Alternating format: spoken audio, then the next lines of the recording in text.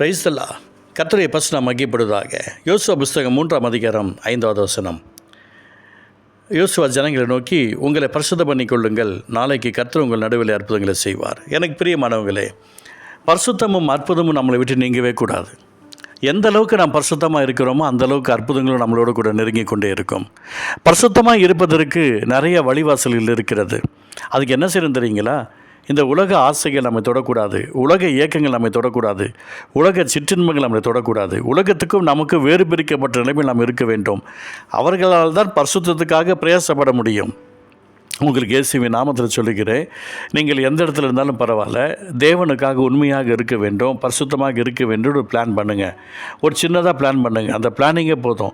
அந்த பிளானிங்கே உங்களுடைய வாழ்க்கையில் மிகப்பெரிய ஒரு நன்மையை கொண்டு வரும், அற்புதத்தை கொண்டு வரும். அநேக நேரங்களில் எனக்கு அற்புதம் வேண்டும், அதிசயம் வேண்டும் என்று நான் மன்றாடும் போது கர்த்தர் சொல்லுகிற காரியம், அற்புத அதிசயத்துக்காக மன்றாடி உனக்கு என்ன வரப்போகிறது? நீ பரிசுத்தத்துக்காக மன்றாடு, அதுக்காக நீ மன்றாட வேண்டாம் என்று சொன்னார். பரிசுத்தத்துக்காக மன்றாடு. ஆண்டோடைய அன்புக்காக, இயேசுவின் ரத்தம் என்ற வார்த்தையை சொல்லி சொல்லி சொல்லி ஒவ்வொரு நாளும் என்னுடைய ஆவி, என்னுடைய ஆத்மா, என்னுடைய சரீரத்தை தேவன் விரும்புகிற பாத்திரமாக அர்ப்பணிக்க அவருடைய அளவற்ற கிருபை ஒவ்வொரு நாளும் பெருகினது. அற்புதங்களை பார்க்க முடிந்தது, அதிசயங்களை பார்க்க முடிந்தது. இந்த வார்த்தை கேட்டுக்கொண்டிருக்கிற அன்பு பிள்ளைகளே, தேவனுடைய நாமத்தை மகிமைப்படுத்தும்படியாக அற்புதத்துக்காக மன்றாடுங்க.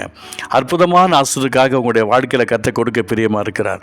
ஆனால் அந்த அற்புதம் நடக்க வேண்டுமா அப்படின்னு சொன்னால் பரிசுத்தம் ரொம்ப இம்பார்ட்டண்ட்டுங்க. பரிசுத்தம் இருக்கிற இடத்துல தான் தேவனால் ஒரு அற்புதம் செய்ய முடியும். இயேசுவும் ஒரு சீஷர்களும் இந்த கல்யாணத்துக்கு அழைக்கப்பட்டிருந்தாங்களாம். பாருங்கள், அந்த இடத்துல போனாங்க, அந்த இடத்துல காத்திருக்கிறாங்க, திராட்சரசம் இல்லை. ஏசப்பா நோக்கி அம்மா சொல்கிறாங்க, அவர் சொல்கிறாரு என்னோட வேலை வரலன்றாரு. வேலைக்காரர்களை பார்த்து அம்மா சொல்கிறாங்க, அவர் உங்களுக்கு என்ன சொல்ல அதை முடிவு செய்யுங்கள். என்ன நடக்குது பாருங்கள். அந்த வேலைக்குடைய கண்களெல்லாம் கர்த்தரை நோக்கி பார்த்து கொண்டே இருந்தது. என்ன சொல்லுகிறாரோ ஒரு செகண்டுக்கு கூட அவங்க வாட்ஸ்அப்பை பார்க்கல, ஃபேஸ்புக்கை பார்க்கல, ட்விட்டரை பார்க்கல, இன்ஸ்டாகிராம் பார்க்கல, ஃபோன் பண்ணலை, உலகத்து பிரகாரமாக வேலை வெட்டியை பார்க்கல, கவனிக்கலை.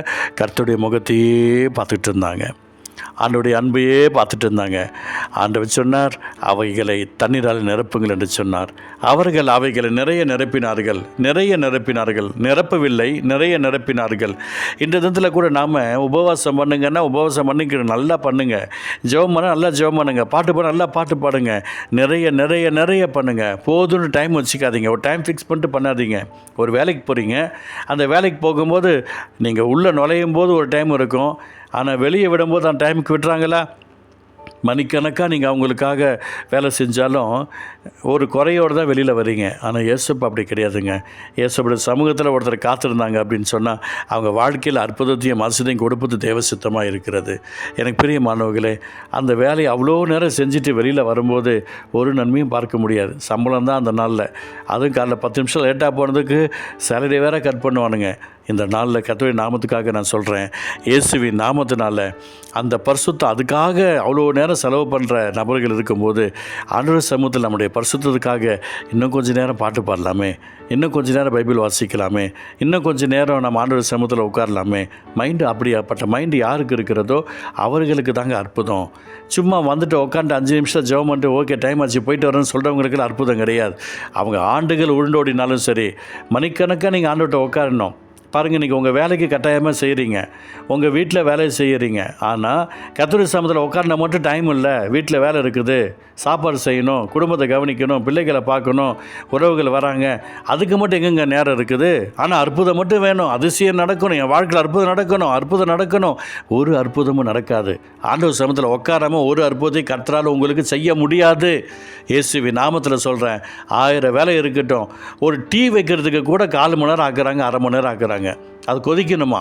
டீ தூள் தனியாக போட்டு கொதிக்கணுமா, பால் தனியாக கொதிக்கணுமா, அது கொதிக்கணுமா, நல்லா கொதிச்சா தான் டேஸ்ட்டாக வருமா.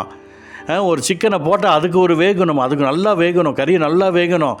எனக்கு பிரியமானவர்களே, நீங்கள் சமைக்கிற சாப்பாடு அந்த காய் நல்லா வேகணுன்ற பிளான் பண்ணிருக்கிறீங்களே, அதே மாதிரி நம்முடைய ஆவி, ஆத்மா, சரீரம் பரிசுத்தத்தில் நல்லா வேகணும், இயேசுவின் ரத்தத்தில் நல்லா வேகணும், அவருடைய அன்பில் நல்லா வேகணும். அப்போ தான் டேஸ்ட்டு வரும். எனக்கு பிரியமானவர்களே, விட்டு கொடுப்போம், அற்புதத்தை சொந்த கொள்வோம். அப்பா, இந்த அருமையான நாளுக்காய் ஸ்தோத்திரிக்கிறோம் ஆண்டவரே. உங்களை பரிசுத்தம் பண்ணிக்கொள்ளுங்கள், நாளைக்கு கர்த்தர் உங்கள் நடுவில் அற்புதங்களை செய்வார்னு சொன்னீங்களப்பா. நாங்கள் பரிசுத்தம் பண்ணுவதற்கு எங்களுக்கு பலன் தாரும். அற்புதத்தை நீர் கொடுப்பதற்கு நீர் ரெடியாக இருக்கிறேன். பரிசுத்தத்தை பெற்றுக்கொள்ள நாங்கள் ரெடியாக இருக்கிறோம். ஆனால் உங்களுடைய சமூகத்தில் காத்திருக்க தான் நேரம் பத்தலப்பா. நாங்கள் இஷ்டம் போல் ஓடிக்கிட்டு இருக்கிறோம். நாங்கள் ஓட்டத்தை நிப்பாட்டுக்கிற கிருபை தாரும். உங்களுடைய சமூகத்தில் காத்திருக்கிற கிருபை தாரும். இயேசுவின் நாமத்தில் நாங்கள் பரிசுத்தமும் அற்புதங்களும் நிறைந்த பிள்ளைகளாய் எப்போதும் இருக்க கிருபை செய்யும். இயேசு நல்ல பிதாவே. ஆமென், ஆமென்.